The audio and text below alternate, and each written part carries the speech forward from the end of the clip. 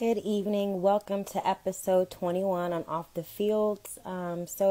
Just got some breaking news in, obviously from Adam Schefter.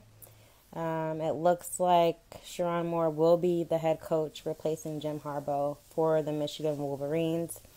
We were already actually going to talk about this topic today, but just got that breaking news that he is officially the head coach for Michigan. A lot of thoughts on this, right? Sherrone Moore, he's a crier. He's emotional. He's a great coach. Probably one to feel. Hi, everybody. Come on in. Nice to see everyone. We're just waiting on Paris to come in here, and we're going to break this down. Breaking news, if you haven't heard, the Sherrone Moore is the head coach for Michigan now, officially about just a minute ago. But we're also going to be talking about Harbaugh, and we're going to be talking about. Hi, hey, Cuzzy. We're also going to be talking about. He's now officially the head coach for the Los Angeles Chargers, right? I predicted that. Me and Paris, we predicted this at the national championship game when we asked him this question. So he didn't really want to answer it, but I threw it out there. So we already kind of knew that he was going to be the head coach. And so that's actually, happening right now. I think that it's really interesting that he's going to be the head coach for an NFL team. He has NFL experience. He is a former athlete himself. Let me get Paris on here. Let's see.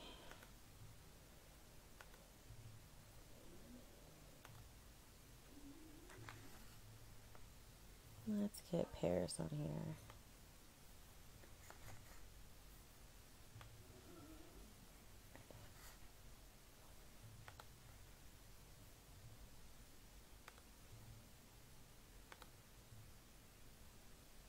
Okay. So yeah, Harbaugh, he's now, CBS Sports, they produced an article saying that he now holds the highest winning percentage in the NFL out of all the coaches right now. I think that's a bit of a reach, if you ask me. He's only won one national championship. Yeah, he had the Super Bowl appearance, but we'll see. Let's let him get a game in under his belt first. You know what I'm saying? Let's not just assume that he's like this top caliber coach in the NFL. And we're talking about he's topping Andy Reid, he's topping Bill Belichick. I know he's no longer a coach, but on here.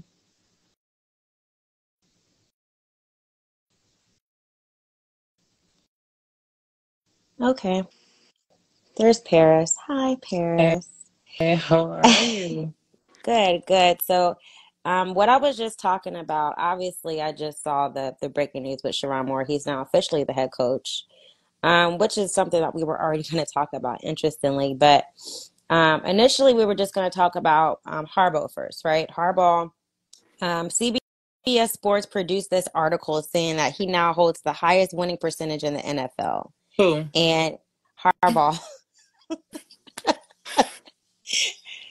I'm just so confused. Like, wait, like he just got the position. It took him Wait, 20. are they talking about John Harbaugh or are they talking about Jim? Jim. Because Jim. you didn't send me that article.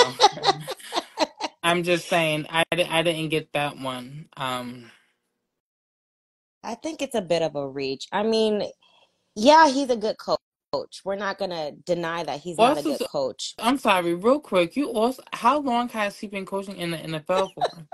He only coached in the NFL for what? I think 66. Wait, I think it was 66 games. Let me see. Um, Is that a?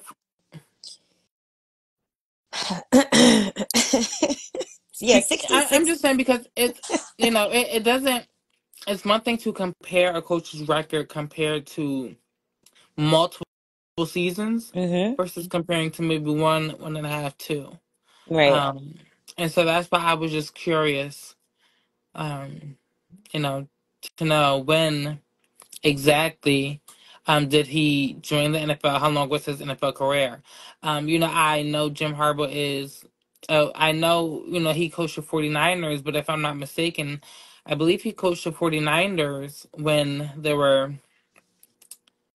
I want to say he coached the 49ers when they weren't in the current location that they're in now. Mhm. With that being said, I I only know of Jim being at Michigan, and I'm only saying so to reveal my age. Mhm. So with that being said, I'm not saying that he doesn't have a great resume when it comes to NFL coaching, but I will say that the resume that he has coaching the NFL doesn't resonate with the same resume as other coaches that I know who are currently coaching in the NFL. So, Exactly, like Mike Tomlin. Like, come on. right. I mean, Like Coach Bill, you know? yeah, yeah. So I mean, basically, his percentage is 695%. Okay, and that tops. He's ahead of big names like Bill Belichick and Andy Reid. I just he hasn't even played a game yet. He's been out of the NFL for so many years now. I mean, he did lead when he was coaching the NFL. He led the team to three straight NFC championships, and he did make a Super Bowl appearance. They won't let that die down. We know that. And then he even in that Super Bowl appearance, he got to face off against his brother. So, and that's right now his brother is doing great. I'm definitely a fan of what his brother is doing, John Harbaugh. And back then they called it like the Harbaugh, the Harbowl, right? Not the Super Bowl, but the Harbowl. Okay, so I think they want to wake that up again. I mean, this is a thing. Let's let him play one game first in the NFL, and then we can determine if he has the highest winning percentage in the NFL. You can't just say that right now. I feel like what they're doing is like piggybacking off of this national championship win. It took him 25 years to get there. Like 25 years. Brianna. Like I What's the mean, next it's topic? What's the I, next topic? I don't have not. I listen. don't have much to say. Wait, I do want you to touch on this, right? Because this is kind of the cheating thing, right? Okay. Okay, the Right. Athletic, which is a credible media Yeah. outlet, right? Whatever, news Right. outlet. Right. Right. Right. They said that Ohio State, the Buckeyes should stop whining and saying that, like, oh, Michigan cheated, Michigan cheated. No, it's more like them being held accountable for what they did to get to where they're at. That involved the cheating for me. You know what I'm saying? And so for them to just not, it's like they're just like sweeping it under the rug in a way and not even like wanting to talk about it. They're going to prolong the investigation. You told me that, we won't hear something till April, but like, how many NFL players has Harbaugh even produced? Really, like not that many. I think it's a bit overrated. Obviously, when you have the major media networks out here promoting, Michigan this, Harbaugh that, and then the thing is that his brother is doing well right now, so it's just the name alone that's getting a lot of flack. But do what do you think about the possibility of him bringing on Kaepernick? That's kind of floating out there in a I sense. don't think that's gonna happen. My stance on Kaepernick stays the same as it did in previous talks about him. I don't Hmm. see a return for him in the NFL. Hmm. It's unfortunate, but I just don't see it happening. Hmm. Not as a quarterback, not as a player, maybe potentially as something else. Um, so I don't see. I really don't have much to say on that. I think Hmm. that his former quarterback has a better chance at following Jim Harbaugh Yeah. than Colin Kaepernick. So I'm Hmm. not sure. I think JJ McCarthy Hmm. has a chance possibly, but I don't think Colin Kaepernick has a chance. And news just actually came in that the Oh, what? Wolverines, and I mean, speaking of the Wolverines, news just came in that Shamar Moore is officially the new head coach of Jim Harbaugh. Hmm. Um, so speaking of Wolverines and NFL and college coaching. I don't think Colin Kaepernick's going to be back. Um, Jim might do as much talking as he did um, on the college level, like he Mm-hmm. did with the whole cheating scandal. But I think you can only talk so much in the NFL. Right. Um, so, he danced around your question at the football championships, He but he did. can't dance around NFL topics as much, not on the NFL level. Right. Right. So, So good thing that we asked him that question. Good thing that he actually did go with one of those teams that we said. Obviously the Chargers. So good for him.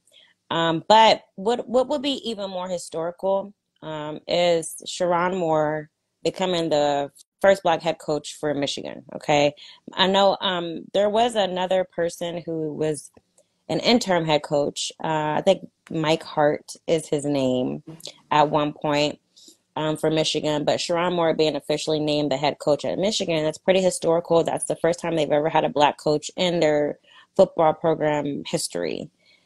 So for me, that's what's more celebratory for me is the fact that it's a black head coach that's at a PWI like Michigan. I mean, Michigan is like super duper PWI. um, and I think that, in a sense, I hope this is not a setup for what's to come later for the program for Michigan, because they are still going to have to deal with the cheating allegations and the results of that investigation with the NCAA. So we'll in the next coming months is when we'll hear something about that. But it's just so surprising. Not really because it was in his favor. And let me read this quote that Jim Harbaugh said about, Sharon Moore potentially becoming the head coach before he actually did. He said, I'll always be a loyal Wolverine, which we know, but not a better man to coach the team than Sharon Moore. He has my vote, my support wholeheartedly. I feel like it's great in his hands. Okay. All right. Congratulations to Sharon Moore. But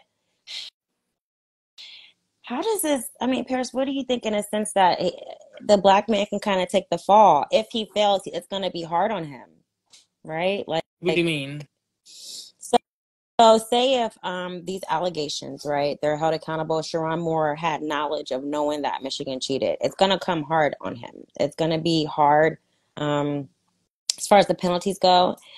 First year as a head coach, and then boom, something like that happens. You're coming off this high of winning the championship game. I just think somehow black head coaches tend to take the fall a lot when it comes to performance of the team. So I don't know how they're going to perform next year. But Michigan is not loaded with a lot of money like that, right? No, I mean, like I understand what you're saying when you say that black coaches kind of get the fall more. In other words, when a black coach takes a position and if he doesn't perform to the way maybe his white counterparts do, he gets slammed a little bit more harsher. That I agree Yeah. with. That I understand. As black athletes, we face that. Hmm. There's a saying within the black community that we have to be twice as good as our white counterparts just to be on the same Basically. level. So I Hmm. understand that, but I don't think that I don't think he will face any harsh slander in terms of him being black and maybe not Okay. succeeding. I just think that it's just going to be very cloudy because Michigan still has a lot of the investigation to go through. They still Hmm. have punishments that are going to be served by the NCAA. So I think that with him unfortunately taking over the position during this current state of Michigan in some way being broken. I think Hmm. that's the hard part is that how do you revive a program that is currently going through, such harsh phases. Right. Um, but I also, part of me feels no empathy because you were also a coach under the program while the program was actively involved in the cheating Hmm. scandal. So, I mean, if anything, you know the ins and outs on how to cover things Hmm. and lie to the media and, fans the same way Jim did. So, I don't really feel bad that he's taken over during this, dark period of Michigan, Hmm. because he was already involved with the program, Right. Hmm. during the dark time. So, I mean, he go ahead. Wouldn't be me. I mean, wouldn't be me. That's all I can say. Just wouldn't be me. Right. And I mean, it's a nice contract, you know. I mean, better than the one he had before, obviously. Right. And I think it's like 90 million. Maybe I think they were offering Jim like 110, you know, but I think his is like 90 million or something like that. Um, so we'll see. But the thing is this, are these Michigan players leaving or staying? I mean, obviously the key two players are leaving, right? JJ McCarthy, Blake Corum, they're leaving. But the rest, right? I mean, Will Johnson, I know Will Johnson is staying. We saw that. And, and I'm just trying to wrap my head around, you know, this should be the time that they're trying to go into the transfer portal and get out some of the top recruits. Trying to keep that same momentum coming off a win of a national championship. That's what you should be doing as far as the program goes. But do they really have the money? I mean, I would think that from the win they got some gains, obviously, but there was a recent article published that basically listed the top three universities that make at least annually 125 million from their sports teams, you know. And so I know that number one was Ohio State. Okay, they were number one, um, coming in, I think, at 204 million when it comes to athletics. That's how they are number one. That's above Georgia. That's above Alabama. That's above LSU. That's above everybody. And then also the football revenue is about 90 million. So, but it's even been more than that at times. But yeah, so Ohio State is number one with that. Ohio State just spent about 13 million of their new roster for the new recruiting class as well, and that's considered top dollar. Or no, am I No, wrong? no, you're Oh, right. okay. But here's the problem with that. So that money doesn't get generated back to the school, the program. Hmm. So Ohio State might make that much money, but that doesn't mean that the program actually has that money for recruiting. That's a Okay. whole different wallet and a whole different department. So Ohio State might be number one in that area, but they're not even top 20 when it comes to the student athletes investing back in that money. Mm. Um, and the money that they do get from recruiters come from collectives. Hmm. So in other words, people like us are the ones who's raising Right. money, Right. for these recruits. Just last week, Ohio State raised the foundation, the Hmm. collective. They raised over $1 million for recruits. Um, Wow. Okay. but that was fan money. Right. I'm not donating, No. respectfully, I'm not putting my hard earned money that I pay my rent to, Right. investing in a university that makes billions. Yeah.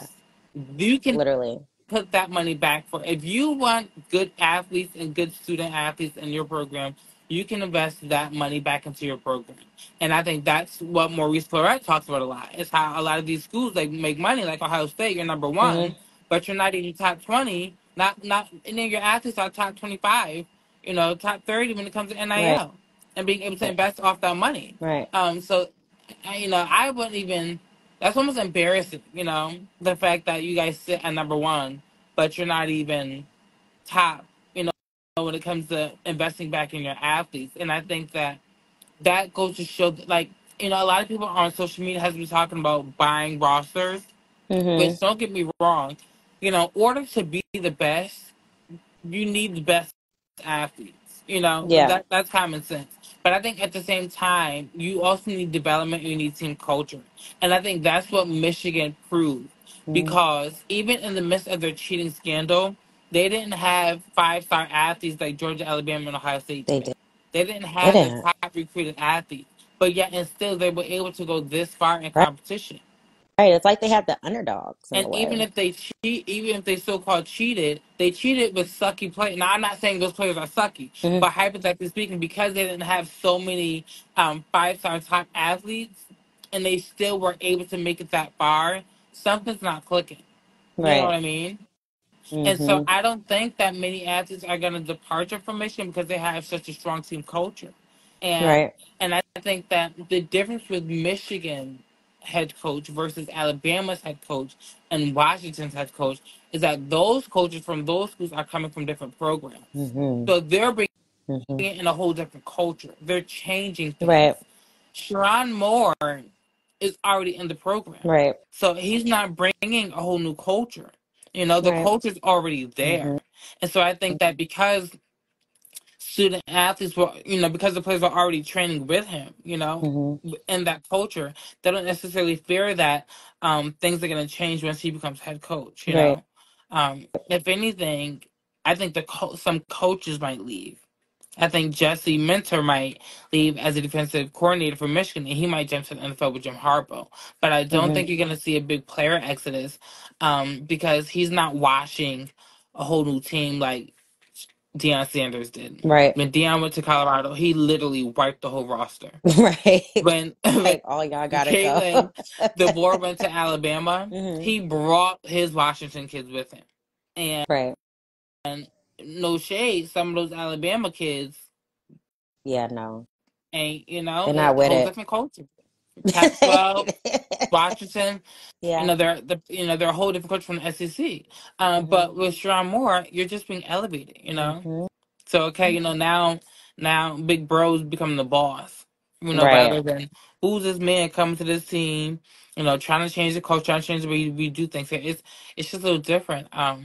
But I don't think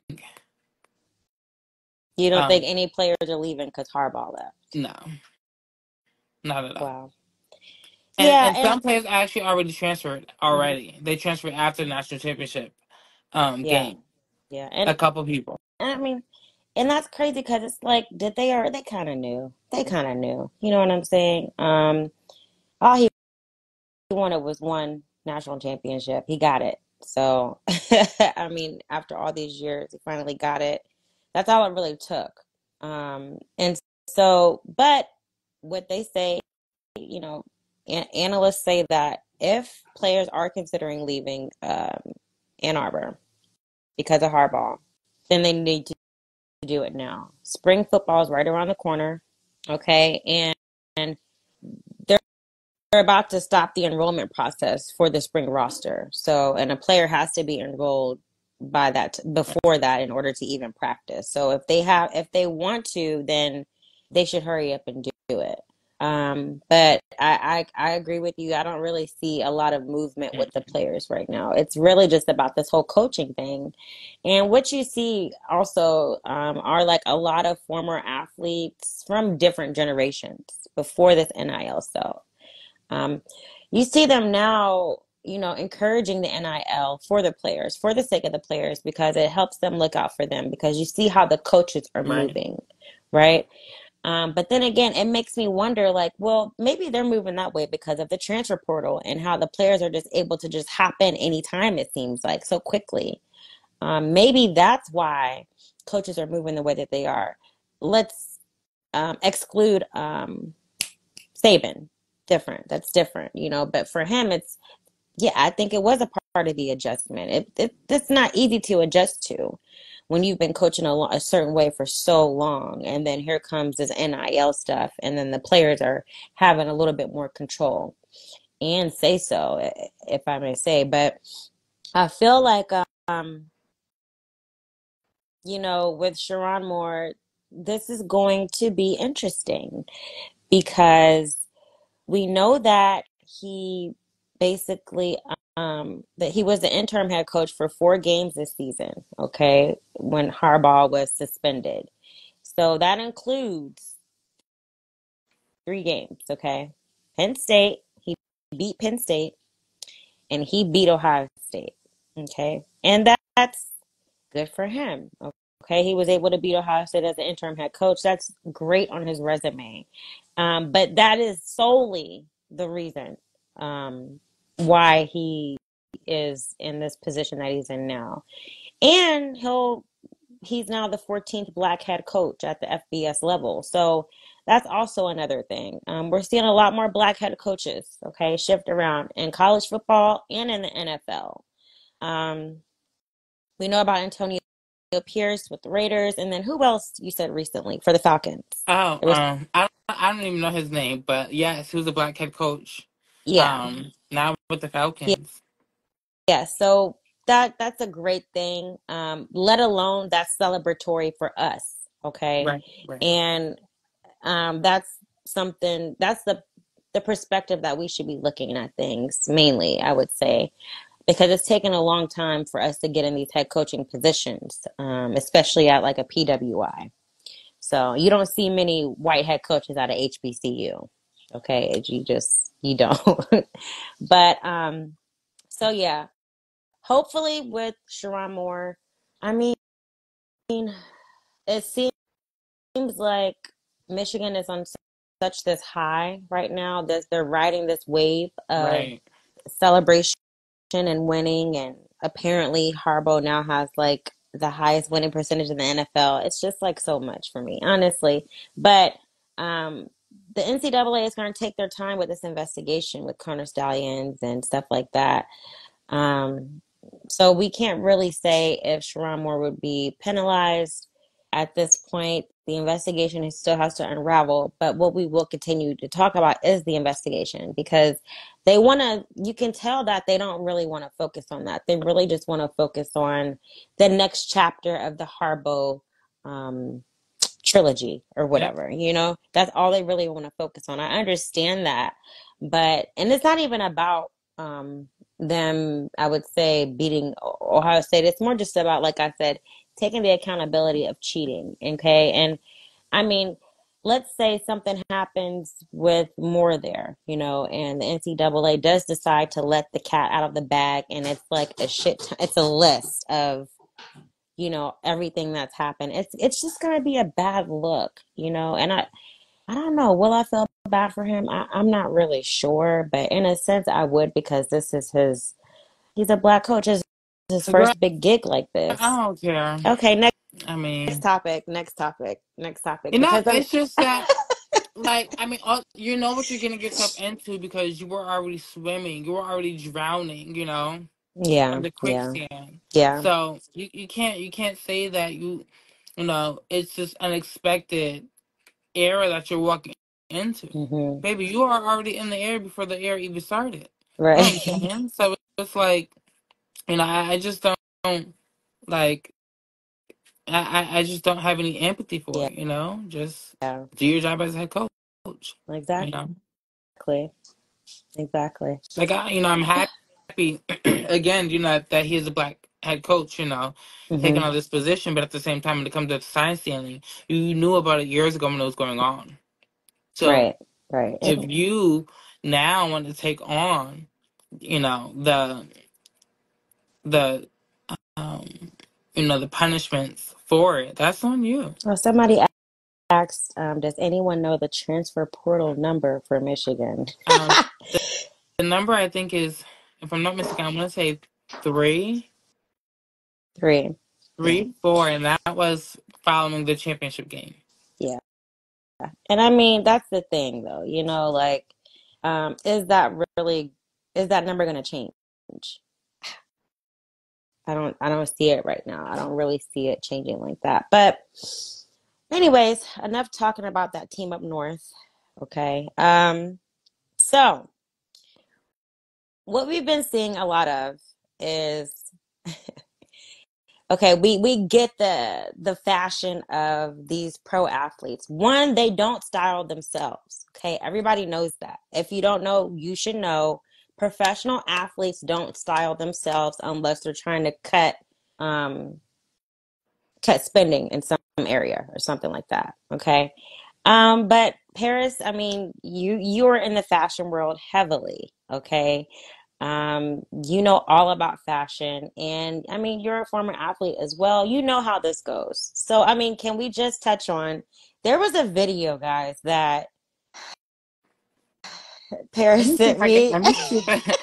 Let me see if I can find the video. Hold on, y'all. I got y'all. We gonna listen. We gonna keep it real. We gonna keep it real up here.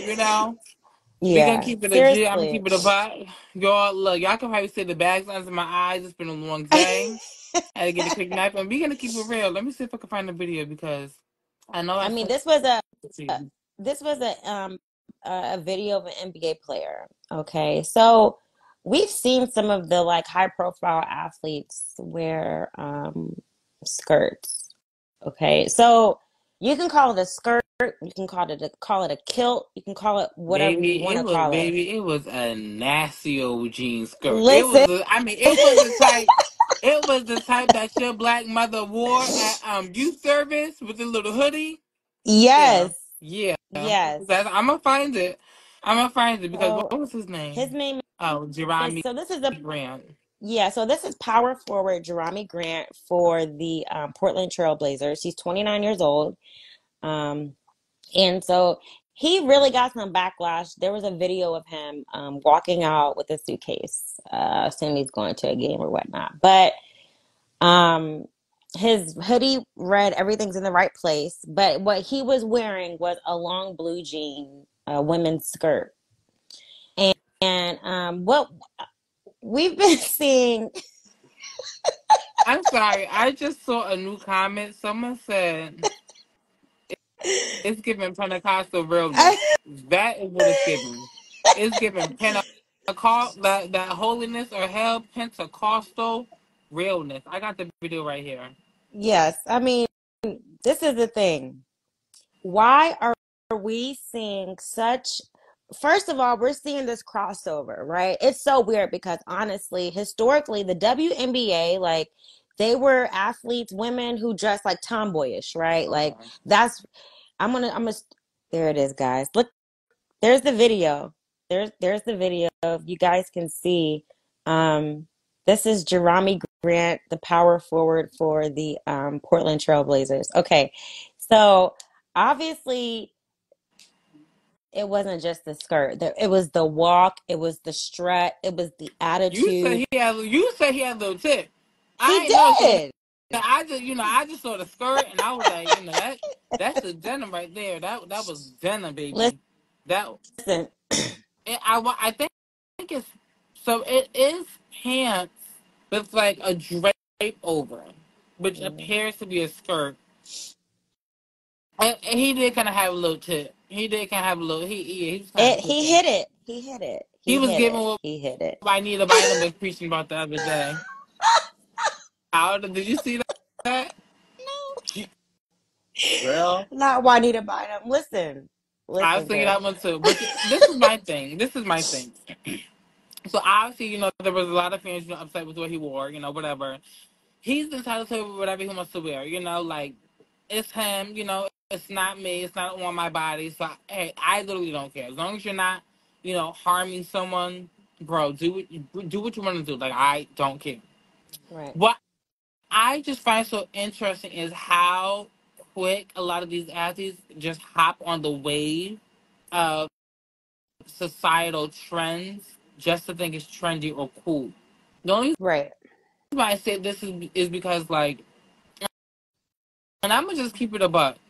When you have people like Saucy Santana who dresses the way he does, who wears pocketbooks, who wears dresses. If people like Heels, Billy everything. Porter who wears gowns, they Mm-hmm. get talked about so negatively. But then you have like these heterosexual NBA players, Mm-hmm. these NFL players who do kind of give a little bit of cross dressing in some Mm-hmm. fashion, and they don't get you know harshly criticized like Saucy Santana and Billy Porter do. Right. Harry Styles too. Mm-hmm. Harry Styles cross, he will walk out looking like a woman. Right. I mean, Dennis Rodman But has been doing it for years, though, too. and it's like, yeah, he has. And Mm-hmm. it's like when they do it, they get praised for it. They're trailblazing. They're paving the way for men to be like this. But when Santana and Billy Porter do it, it's not the same level of praise. No, So it's just keep not. it real. Right. If you're gonna clown Saucy for for wearing skirts and dresses, you need to clown this nigga for wearing. I don't think I ain't even supposed to say that. You need to clown. You need to clown this dude for for doing the same thing. Like just keep it real. And then what just shocks me so much again is how quick they're just, oh bro, like this fashion, I'ma do it. It's like that part kind of kills me because Brianna, I can't force you to wear That something. I can't force you to eat that you're anything. not I can't comfortable force with, you to say right? anything. Right. So that's just what shocks me is that how quickly these players just so freely wear. Oh, that's what my stylist said. Okay, so if your stylist told you to jump off a bridge, you're gonna jump off a bridge. My point exactly. Like, what is it? So that's just We're what I seeing, find so interesting. and I mean, he's not the first player to wear and walk like that either, honey. I mean, Look, I got my little church. Listen, I said I what I mean, came here to say. um, I mean, LeBron James has worn a whole pink skirt top. I've seen it. He has. Where did he He wear it? has. Someone was I talking about that the other and day. know what? You know what it is. You know what it is. A lot of it has to do, yes, it's the fashion world, but when they get a chance to walk in these fashion shows, um, some of them are, for me, at the same time, it's only like from what I've overall majority, it's only the black athletes who are, wearing these feminine outfits at times. You don't really see a lot of other races wearing them like that. It's really just within the black community. And I just wonder if that's a little subliminal underlying stigma in our community. That's another thing too. But um, what I was saying in another way that is crossing over is this. In the WNBA, right? Back in the day, a lot of these women were a part of the Divine Nine, a lot of the Greek sororities and stuff like that, right? Well, back then, they really weren't accepting of women who played basketball because they were perceived to be like lesbians and stuff like that. They weren't with that. AKAs, they were not with that type of stuff. Okay, all that's changed now, though. And so initially, a lot of WNBA players were known to be dressed like, very tomboyish, very boyish, have manly mannerisms and stuff like that. And they can't help it because they're sporty, but it was frowned upon, right? That was also a part of the reason why, a lot of people didn't watch the WNBA, right? They didn't have the viewership. It wasn't appealing to the eye for men, in such a male dominated sport. So it had a lot to do with that. But now we are seeing a change. We're seeing more WNBA players wear sexual outfits. They're more in touch with their feminine side. They're becoming more, they're tapping into that more, embracing it more. And then even if they are lesbians, they're still embracing it and tapping into it more. So WNBA has not become more appealing to men. You know what I'm saying? And they're not just looked at as these Okay. tomboy WNBA players, right? But then on the other hand, in the NBA and in the NFL, we're seeing men wear feminine clothing, accessories, pearls, short necklaces that are just, I mean, there are certain necklaces that it looks like it's supposed to be for a woman and stuff like that, but we're seeing a lot of NBA and NFL players dress more like women, and it's so weird to see the Like shift, right? again, You have the like for me, and I'm gonna just keep it about like wear what you want to wear.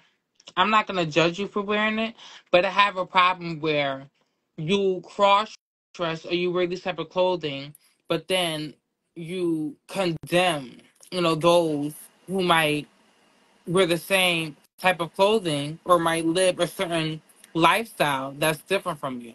So hold on, let me just be clear because I feel like I feel like oh I'm a little bit too vague. she said it's a selective outrage, which is very prominent in our community. Like I I agree. get that. Yeah.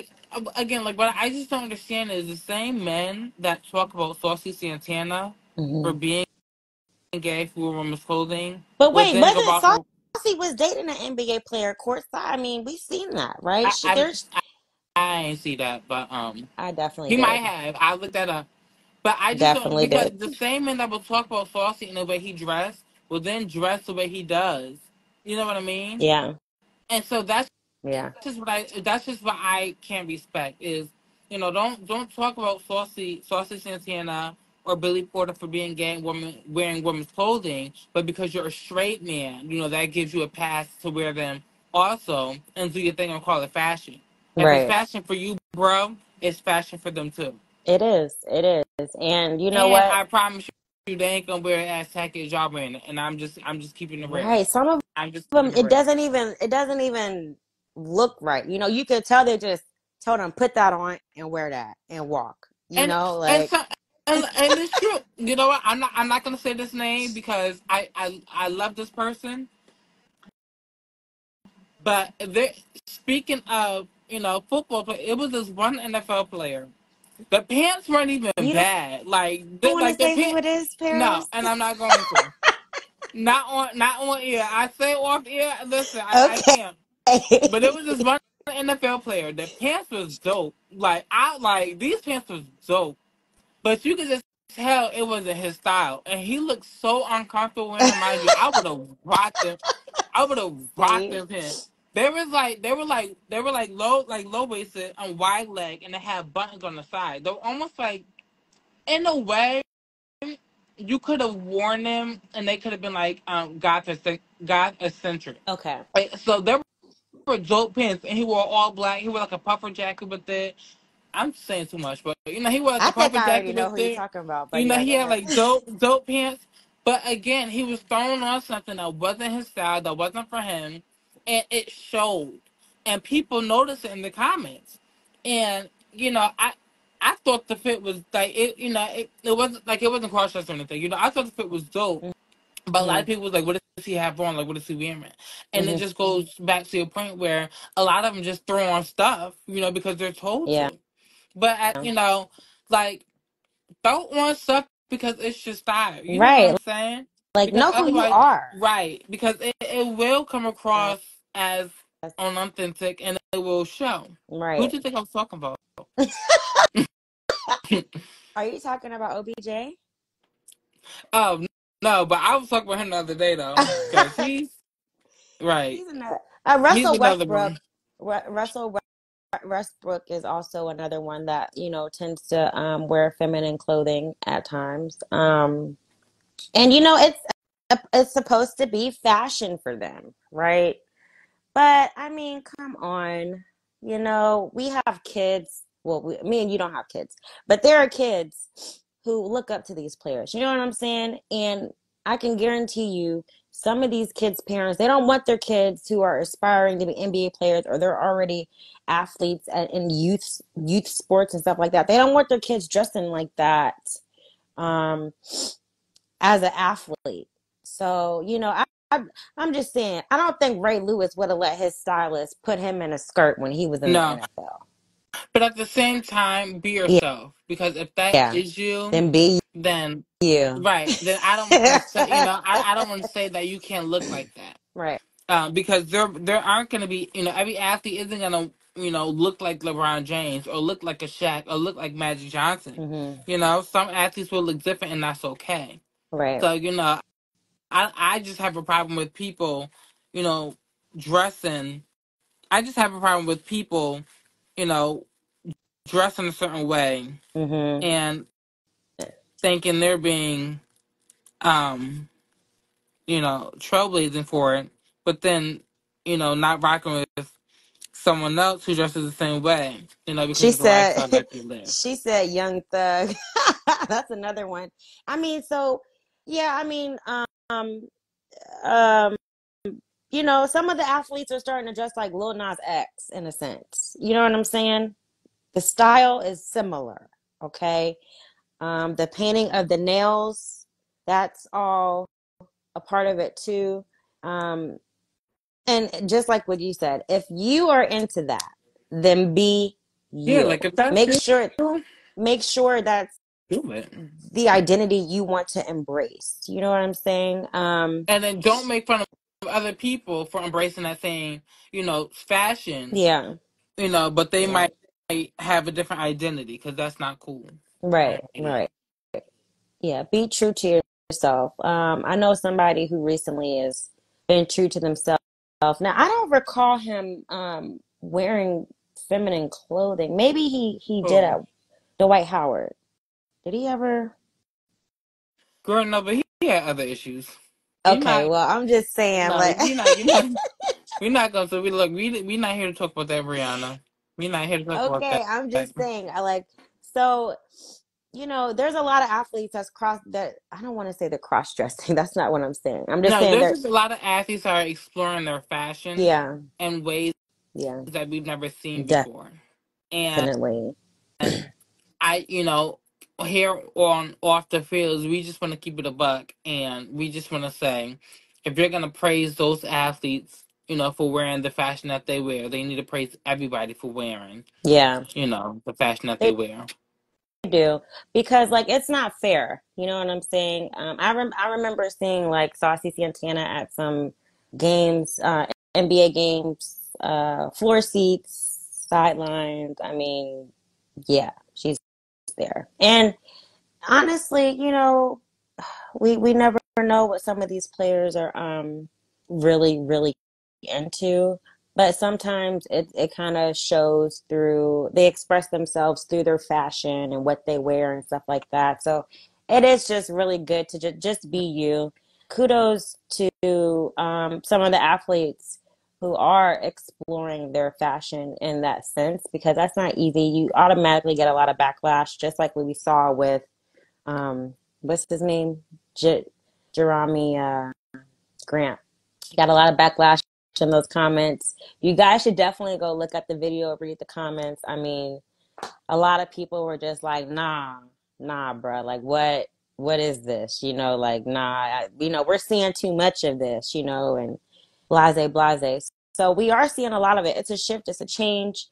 But I mean, maybe it's a good thing in a sense because it actually brings the attention on like women's sports, the WNBA, and but some of them still have a long way to go when it comes to embracing their sexual side and femininity and stuff like that. But either way, that is it for today's episode, you guys. I mean, thank you guys for tuning in. It was really cool to talk about.